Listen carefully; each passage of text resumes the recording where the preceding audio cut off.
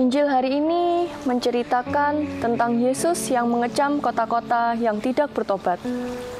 Sekalipun di kota-kota itu, Yesus mengadakan mujizatnya. Kecaman Tuhan Yesus terhadap mereka yang tidak mau bertobat menjadi peringatan juga bagi kita sebagai pengikut Kristus. Kita yang telah banyak menerima kelimpahan berkat dari Tuhan, tetapi sering tidak bersyukur atas berkat-berkat itu dan kurang memakainya untuk melayani Tuhan dan sesama. Mari kita ikuti Rehafin hari ini. Tuhan memberkati.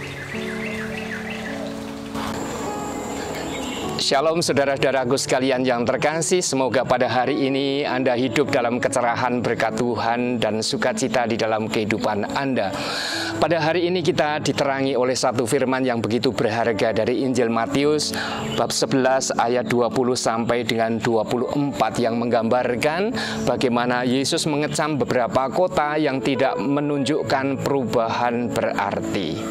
Nah, kita bisa belajar dari pengalaman-pengalaman manusiawi bahwa ada kadang satu dua orang yang begitu hebat di masa mudanya. Rekod akademisnya bagus, bahkan kalau untuk ukuran Indonesia menempati ranking-ranking tinggi di dalam sekolahnya, hidup di dalam aneka fasilitas yang sangat berkecukupan di rumah tangganya.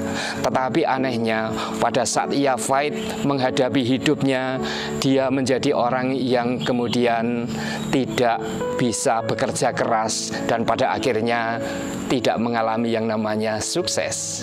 Sebaliknya, kadang kita mengalami ada orang-orang yang secara akademis kekurangan, harus dibantu orang lain, harus bertekun, harus mengulang-ulang beberapa kali.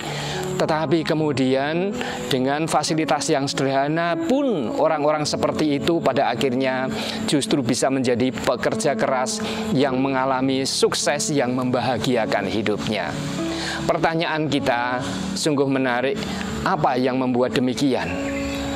Di dalam dua kelompok orang tadi ada yang disebut privilege atau privilege, orang mengatakan sebagai hak istimewa atau kesempatan istimewa yang kadang muncul karena orang lain juga mengakui, oh dia orang pintar, oh dia orang yang berkecukupan, pasti nanti dia akan menjadi orang hebat.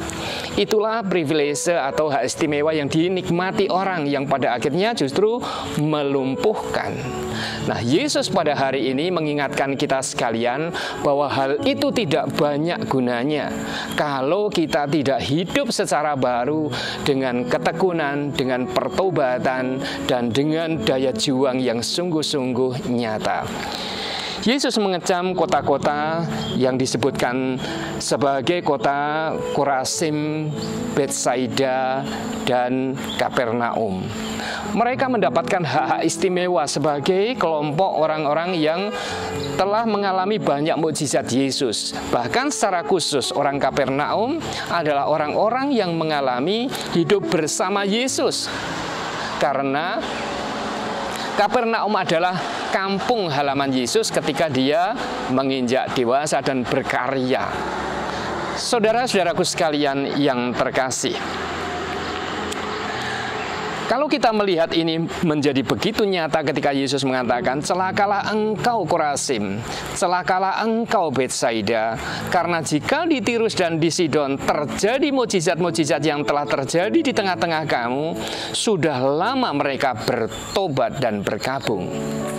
Yesus berandai-andai, seandainya kota-kota yang memiliki hak istimewa, yang memiliki privilege sebagai kota yang banyak mengalami mukjizat Yesus, sebagai kota yang banyak bergaul dengan hidup Yesus sehari-hari, seandainya mereka mengalami pertobatan seperti orang Tirus dan Sidon, mereka akan menjadi orang yang hebat, menjadi orang yang dekat dengan Allah, yang kemudian akan mengalami kesempurnaan hidup.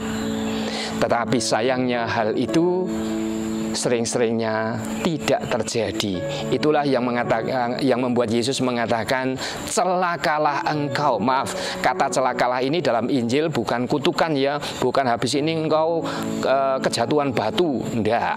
Pada hari ini engkau akan disambar petir, bukan seperti itu. Kata celakalah dalam Injil untuk mengatakan kasihan kamu ini. Kasihan deh lu, itu maksudnya. Kasihan kamu ini bahwa kamu yang punya kesempatan sekian banyak tidak termanfaatkan, bahkan Anda menjadi orang yang tidak bisa hidup dalam kesempurnaan yang ilahi. Inilah saudara-saudaraku sekalian yang pantas kita jadikan bahan permenungan. Apakah kita sebagai orang Kristiani, terutama orang yang mengklaim, oh aku sudah baptis lama, oh aku dari kota Katolik. Apakah kemudian hidup kita sungguh-sungguh menunjukkan pembaharuan hidup terus-menerus?